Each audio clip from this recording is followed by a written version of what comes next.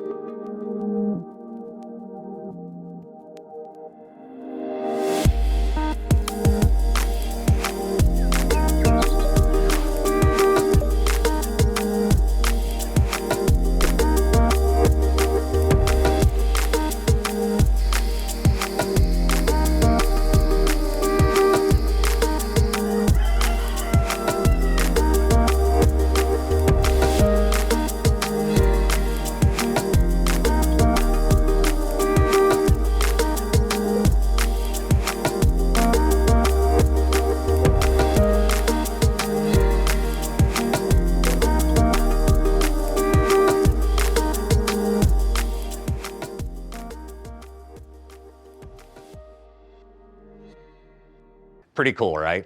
I can tell you our customers certainly seem to think so. Here's a quote from last year regarding the notification experience this particular customer had for their connected soap dispenser. Now let's talk about the scale of this. I recall when we first launched the current generation of Alexa low supply notifications and smart reorders back in 2019, we had reason to believe that customers would value the ability to choose the type of replenishment behavior that worked for them. For some customers, just getting a notification from Alexa when it was time to reorder an item was perfect.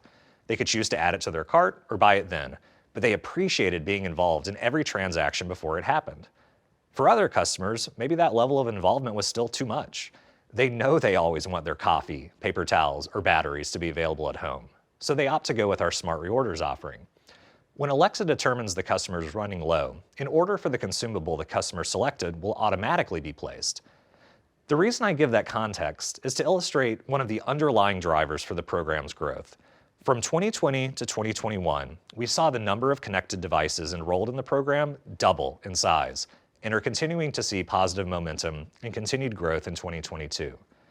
Earlier I mentioned that direct line between implementing this feature and earning money. This is accomplished in a couple of different ways, depending on the type of device you make. If you're a device maker that uses a consumable that you also make, you're going to sell more of that consumable. We've heard from one of our partners that customers increased their frequency of consumable replenishment once they started getting low supply notifications or smart reorders. Perhaps even more impressive, we found that 99.5% of customers decide to continue receiving these notifications or smart reorders once they enable your skill. So if you've got a device that works on the razor blade model where you ultimately make your money on replacement parts, you can understand why having customers stick with your own branded consumable is quite attractive. On the other hand, if you make a device that only uses a third-party consumable, Amazon will pay you a referral fee as a percentage of the consumable sales your device generates, or a one-time bounty based upon the number of customers participating in the program via your device. This would be applicable for devices that are battery-powered or perhaps connected coffee makers where you don't make the consumable itself. Now that I've shared why this can generate real revenue for you, let's talk about what it looks like to build it. Approximately 4 years ago, our team decided it would be better to move away from the Dash replenishment service we offered with its set of bespoke APIs and instead build a replenishment offering on top of the Alexa Smart Home API. This was done to simplify implementation efforts for developers, reduce the amount of time required to incorporate the feature, and remove the need for each partner to build their own inventory management logic. In 2019, we launched the Alexa Low Supply Notifications and Smart Reorders program that does just that. Using this example architecture diagram, I'd like to talk you through how the system works today. One of our longtime partners in this program is Filtrete, who has a portfolio of air filters for home HVAC systems, in addition to smart room air purifiers that use their own filters inside the device. While Filtrete does some calculation magic in their cloud to determine remaining filter life, I'm going to simplify it a bit for illustration purposes here today. We presume you have a connected device that can communicate with your back-end cloud infrastructure via some method. We're agnostic to whether that's Wi-Fi, Bluetooth, cellular, or something else. What's important is that it can send information about your device's consumable to your cloud. In this example, the number of runtime hours is communicated from the air purifier to the Filtrete cloud. That information is aggregated over the course of the day and then transmitted in a change report to the Alexa cloud via Filtrete Smart Home skill. When the air purifier was initially onboarded to our system prior to launch, we worked with Filtrete to specify what was considered the effective life of its air filter before needing to be replaced. We then configured what should be considered the low inventory threshold for that filter. Each day when the Filtrete cloud reports the runtime hours for that air filter to the Alexa cloud, we keep a running total of the number of hours run since it was last replaced. Once we've calculated it has reached that low inventory threshold that corresponds to the end of the effective life of the air filter, we will send the registered customer the low supply notification or place a smart reorder on their behalf, depending on their settings. So now that we've seen how the system is intended to work, let's hear from some of our partner developers currently participating in the program. The past 2 years have shown the world how important our air quality is. At 3M, our Filtrete air filters use exclusive 3-in-1 filter technology to capture the tiniest particles, microscopic particles like bacteria, viruses, and more, while allowing for optimum airflow in heating and cooling systems. And in order for Filtrete air filters to continue capturing these microparticles, people need to change their filters regularly. We know that it is important to reduce barriers for consumers when changing an air filter, and that usually starts with ensuring they have a new filter on hand to install. We worked with Amazon to incorporate Alexa low supply notifications and smart reorders into the launch of the Filtrete Smart Air Purifier in March 2021. With Alexa low supply notifications and smart reorders, filter life is automatically tracked, and a new filter is sent when Alexa notices that a new filter might be needed, and the customer is running low. The smart reordering functionality also helps the user keep track of the filter type and size, making filter replacements a breeze. We've seen customer enrollment in Alexa low supply notifications and smart reorders continue to grow over time. In addition, we launched the Filtrete Smart Air Filter in 2018 with support for the legacy Dash replenishment service and have seen thousands of users enroll. We are currently working to transition these users to Alexa low supply notifications and smart reorders in the coming months as we continue to see the benefits of increased filter changes for this program. By using this program, we can continue to leverage Amazon's authentication and payment systems, customer service, and fulfillment network, giving our customers easy access to Amazon's great selection of Filtrete products so they get the filters they need when they need them. As a leader in air filtration, we view Amazon, a leader in smart home technology and integration, as a key partner in our ecosystem for Filtrete connected solutions, and we look forward to continuing our relationship on future projects and opportunities. That's awesome to hear how the program is working for our partners. Next, I'd like to share some of the customer experience enhancements we've rolled out since last year's Alexa Live event. One of the coolest features we've iterated on since last year is our low supply notification. Often casually referred to as the glowing light ring notification on Echo devices, this becomes another channel through which a customer can be notified that your device's consumable needs to be replaced. We've simplified the interaction model between the customer and the notification over the past several months to require a simple response of yes from the customer when prompted if they'd like to add the product to cart, instead of requiring them to state the entire product name to add it to the cart. The simplified interaction model is based upon feedback we receive from customers using the feature, which I hope illustrates our commitment to continually invest in improvements. Next, this past year, we launched our third sensor type in the level usage sensor. While our previously launched level and usage sensors allowed many types of devices to report their inventory levels, there were still other devices for which those sensor types weren't a good fit. Think of devices like robotic vacuum cleaners, thermostats with their associated air filters, or even brush heads for connected toothbrushes. These are typically devices where the consumable lives in or on the device, but the device itself can't detect the remaining life of the consumable. This unlocks several other use cases for our partner developers to participate in the program, and we're excited to see a fresh batch of them launch with the feature soon.